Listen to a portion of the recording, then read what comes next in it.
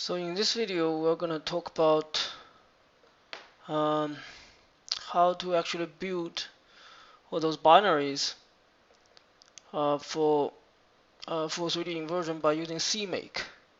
So the reason that I switched to this sort of a more professional make system is because there are just too many codes that I need to manage and then integrate. So I have switched to cmake, and I'm still learning how to use cmake correctly, and so this is actually the first attempt. So here I'm inside of a VS Code. So this is a VS Code called a Visual Studio Code. It's an editor, but it's got more functionalities than VI or Emacs. Maybe not more functionality, but looks nicer. So I've got my source directory structure right here. It's called a full 3D waveform inversion, or F3DWI, and I've got a bunch of subdirectories. The top level directory has AWP. That's the old AWP code with a bunch of source codes associated with that, and then DG. That's a bunch of discontinuous grouping, a bunch of inversion codes associated with discontinuous grouping, or SISO, right? SISO. And then sw4, right? So those three packages are forward wave propagation simulation codes based upon different kinds of techniques, right? Different kinds of algorithms. And then, at least for now, there's a bunch of inversion codes that's sort of located right inside of the forward simulation codes. That's kind of, in a way, that's not exactly what I wanted. What I want to do is to actually come up with a unified source that allows us to actually use either one of those three forward simulation codes and then build a full waveform inversion workflow on top of it, right? Just by using command line switches, that kind of thing. So for now, there's a bunch of source codes that I've finished writing for that, right? And then there's a bunch of test codes, right? So we have to do unit test to make sure that each of the classes are actually written correctly. And all those unit tests has to be included into the cmake file also, and later on. So the top level cmake lists.txt file is this particular file, right? For now, it's not too long because I haven't actually incorporated everything yet, right? But later on, once I have once I finish integrating more and more source codes, then this file is going to become longer. But let me just sort of briefly explain what's actually inside this very preliminary cmake file, cmake lists.txt file. The boilerplate codes is like these two lines, right? So cmake minimum required, I require version 3.12, right? The latest version is like 3.13, so 3.12 isn't actually that outrageous. And then the project function, the project command in cmake language specifies the name of the project, the current version, 0.1.0, and then a description, a very short description, and then the languages that I have to use. CXX, that's all the codes I've written so far are in C++, and then there's some C code that's written by Li Changwan and his collaborators for doing the LSQR for parallelizing the LSQR code. That's written in C, and then Fortran code is for sw4, and then for the SISO code, and then for AWP. Those simulation codes, those forward simulation codes, actually has lots of Fortran codes built into it. So I still have to enable Fortran. And then, in order to actually build the entire library, I have to actually enable. I have to actually have two dependencies. One is the PROJ4. The PROJ4 library is for now it's required. At least I haven't actually finished writing all the code that's going to replace PROJ4. PROJ4 is a geographic projection library that allows to do conversions between geographic coordinates and the Cartesian coordinates, and then it like counts for all different kinds of projections, like UTM, that kind of projections, to do the conversion. In the past, I used a subroutine called UTM underscore GEO. When I did the AWP code, that code was used for doing this kind of forward and backward conversion between UTM and longitude latitude. Right? But that code seems to have problems. And in fact, it's actually so if I convert a longitude latitude to a UTM location, and then if I convert it back to longitude and latitude, it could differ by some uh, some significant digits. And then if I convert a UTM to longitude latitude and then convert it back to UTM, it could differ by like tens of meters, I think, depending upon how large the scale actually is. If we're doing a tomography in a large box, then that difference could be quite big. But PRJ4 seems to not having that kind of problem, so that's why I switched to PRJ4, right? And then cmake actually has the capability to actually discover new packages, right? But for now, I'm not actually using that capability. It's called a find package, I think. Find underscore package. That's a cmake command, but I'm not using that. Here I'm just asking the user to specify the PRJ4 directory where it's actually installed. So PRJ4 is open source, so you can actually download it from GitHub. You can just do a git clone and then get the address of that file on GitHub, and then can just make it. Can just install it. Once you've installed PRJ4 on your system, then this particular dependence is satisfied, right? And then this part of the code is just for doing that. It has to actually set a PRJ4 included directory and then PRJ4 libraries.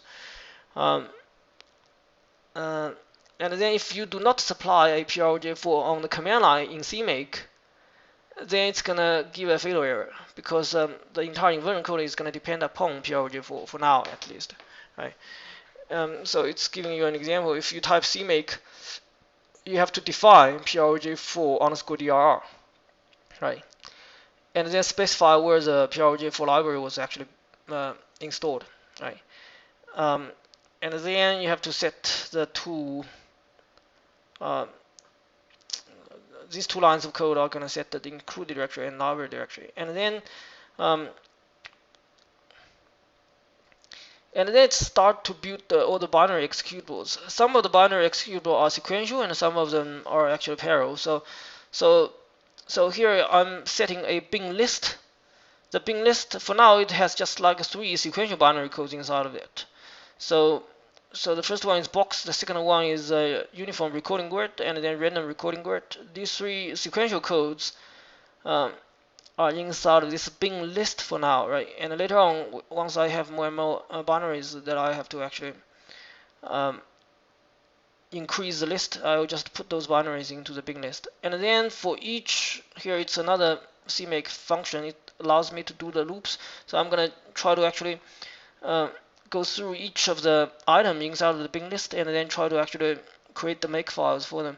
So for each bin inside of the bin list, I'm gonna do the add executable command just to create the executable, and then its dependence. So for now, the setup is that one CPP file for each of the executable, right? And this .cpp file, this source code actually depends upon multiple .h file inside of them. The classes are actually implemented. That's a bad practice. I should move the implementation files into separate files, but now I'm including all those implementations into the header files for now, just to simplify things, I guess. Maybe not simplify things, but later on I will have to sort of fix that. And then I have to specify the include directory because all the header files are inside of the source directory now. Later on I will make a include directory and then move all the definitions of the header or declarations of the header into the included directory. But for now it's inside of the source directory.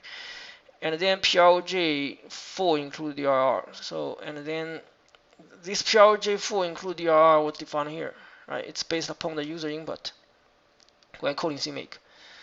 And then a bunch of options, compile options. I'm enabling auto warning. And then this particular flag was required by PRJ4. PRJ4 is actually PRJ5 now. The version number is actually 5.0, I think. But I'm still using the deprecated PRJ API headers in my source code. And then I have to use C++ standards 14, right? The latest one is 17, but 14 is like reasonable. And then the libraries, the PRJ4 libraries, and then after I specify all those options or all those properties for the target, cmake should know how to actually generate the makefile for that particular target. And then after compilation, then after I have built the binary, I have to install them into the binary directory. So for now, the binary directory bin is underneath. It's actually the first level subdirectory underneath the project directory. So for now, I've got some binary inside of the bin. And then that's the for each here. And then here is a subdirectory for sw4. So I'm using sw4 2.0. So sw4 has its own cmake file, but I made some changes in order to actually make sw4 to compile with my BLAS and PRJ4 builds. So this cmake file is actually comes with sw4. So it's actually got the boilerplate codes written here. It just requires 2.6. I'll just highlight the locations where I actually made the changes. One is one of the places is right here, right? Find PRJ4 installation. So it was using find package, trying to actually locate where PRJ4 is actually located, but it's not going to be successful. Most of the time, it's going to fail. So pretty much, I just commented out all those lines of codes. I only left like 2 lines of code here. One is defining -d enable PRJ4, and then the include directory is PRJ4 include URL, right?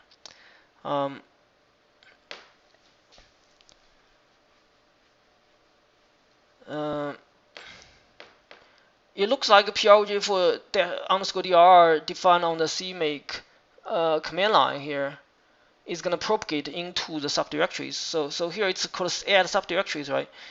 And then if I do add subdirectory, then everything inside of this subdirectory is going to be controlled by cmake, right? So cmake is going to try to actually look for a cmake lists.txt file underneath this particular subdirectory, and then generate makefiles for that subdirectory. The cmake lists.txt was just this modified version. Underneath this particular subdirectory was just the modified version of that comes with the sw4, right? So that's one of the places I changed. So I redefined PRJ4 underscore include dir inside this subdirectory cmake file, and then the libraries also, right? That looks like it's sufficient because the cmake codes that's gonna build the sw4 binary are just gonna call these two. Are just gonna use these 2 variables basically. If I define them correctly using the top level PRJ4 underscore dir, then the rest of the cmake file is not going to complain. And then the second thing is the BLAS and LAPACK libraries. For now, I comment out these 2 lines of code because I wanted to use my own BLAS and LAPACK code, right?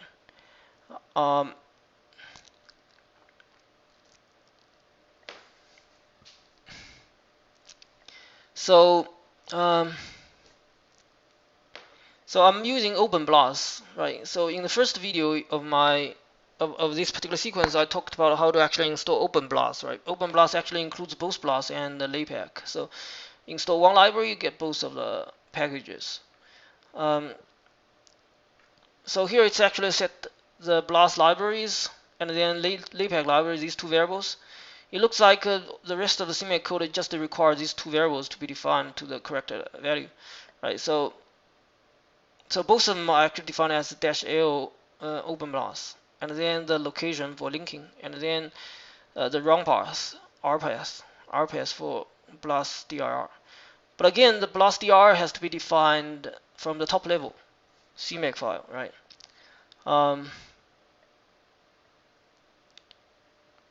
So what I have to do is to actually add a few more lines of code to actually make sure that the user actually specify the BLAS dir. If not BLAS dir, then I'm gonna do a message. It's gonna be a fatal error, right? And then must define BLAS dir cmake -d BLAS dir equals to, on my system, on my Linux box, it's located at ntgv0 brick tools and then open BLAS and then right and then end F, right? Specify proj4 directory, right? And then specify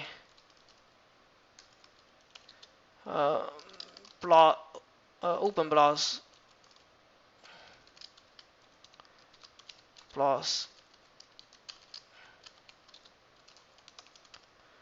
right? Open BLAS is not used by my own inversion codes,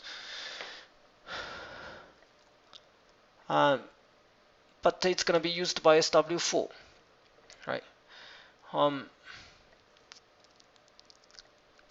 Yeah, and that's the second change I made in the sw4 cmake file, right? And then a third change that I made was after the definition of the binary target. So here it's executable sw4, right? With all the libraries defined. And then there's one more thing I added, it's this install. I want to install the target sw4 binary to a destination, which is actually the top level cmake directory /bin, right? That's the bin directory that you're seeing here, right? So that's why you have sw4 here, right? That's all the changes I made to the cmake file for sw4. And then once the cmake files are correct, then all I have to do is to actually go to the terminal, right? So that's the terminal, right? And then for now I have a build directory, right? So I have to get rid of it let me get rid of it, and then I'm gonna also rf bin. I'm gonna rebuild everything. So and then make dir build, and then I'm gonna go into the build directory, and then all I have to do is to do a cmake, right? But I have to define the two very important variables. One is the proj4 dir, right? proj4 dir. It's gonna equal to, I'm just gonna copy and paste the directory, right? And then the second one is -d BLAS dir. It's gonna equal to this open BLAS, right? And then because the top level cmake file is actually located above this build subdirectory, so I have to do ... right? Then it's gonna create all the make files automatically, and then look for all the requirements, and then set all the flags to the correct values, right? But one of the things about cmake is that if my binary is gonna depend upon a certain dynamic library, then cmake is gonna, after linking the binary executable, it's going to remove all the rpath information. So if I want to disable this behavior, because The reason that cmake actually removes all the rpath information created during linking is because the the created binary are going to be may have to be deployed at a different machine, and then the different that machine may not have exactly the kind of a dynamic library setup as the machine that's used for building the binary executable. So it's a logical thing to do to actually remove all the rpath information, right? But here I'm not really doing that. I'm building the binary executable on the same machine that I'm gonna run the executable. So I don't really want the cmake to actually get rid of the rpath information. And the cmake flag for disabling this behavior is called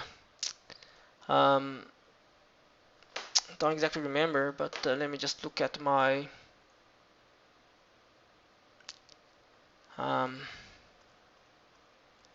okay, so it's called -d cmake skip rpath equals to on. So that's like the flag for disabling the kind of the default behavior. That's gonna remove all the rpath, and then dot dot. Then now it's gonna create all the make files, right? Looks like it has finished creating all the make files. So now all I have to do is to type make. Then it's gonna start to actually build the binaries.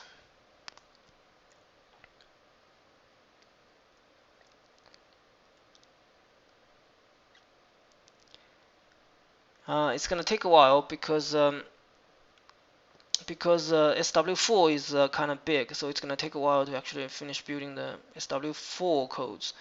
I'm gonna do a pause here, and then after it finishes building, I'm gonna sort of come back.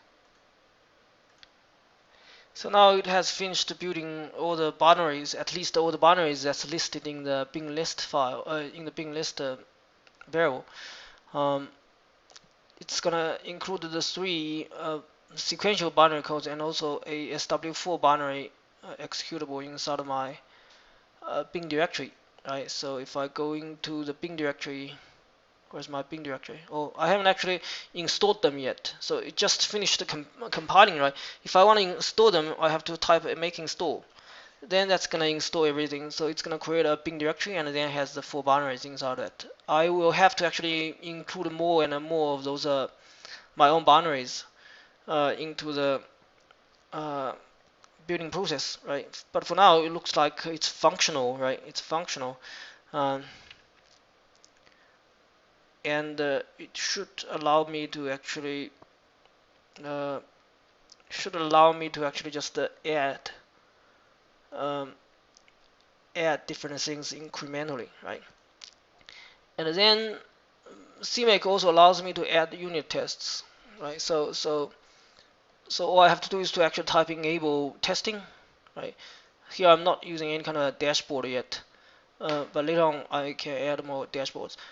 Add the use of dashboard by just do a include C test or something, right? So here I'm defining a list for testing. So it's called a test underscore list, and then for now there's just a one variable inside of it. It's called a string underscore test. And then for each test inside the test list, I'm gonna add an executable, right? And then and this test target is gonna depend upon a .cpp file inside of the tested subdirectory. So I've got some source codes inside of the test subdirectory, and then all the include directories, all the compile options, compile features, and then when I want to do the test, I just type add test, right?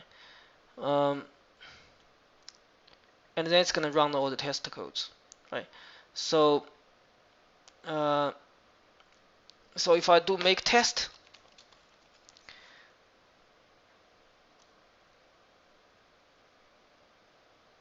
okay, so it's actually testing. It's actually testing It's testing lots of things. It's testing lots of things that's inside of the sw4 directory, right? Sorry, so sw4 actually includes lots of unit tests. Um, that's not what I expected. So what I may have to do is to actually disable those tests. So that's my test, right? That's passed. So yeah, string test. String test has passed, but some of the sw4 tests actually failed. That's probably just because uh,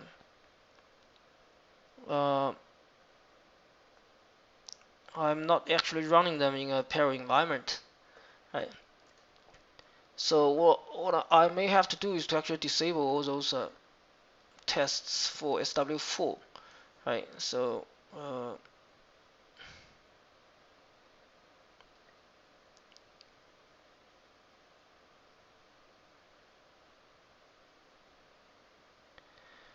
level of tests to run corresponding to computational time. Level 0 tests should take just less than a minute each. And level 2 consists of all the tests.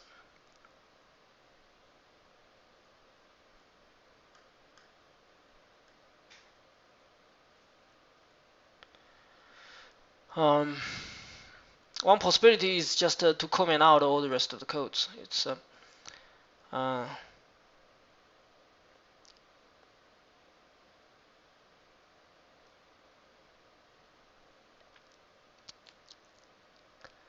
yeah, but that's not so important because I know sw4 has been thoroughly tested and benchmarked before.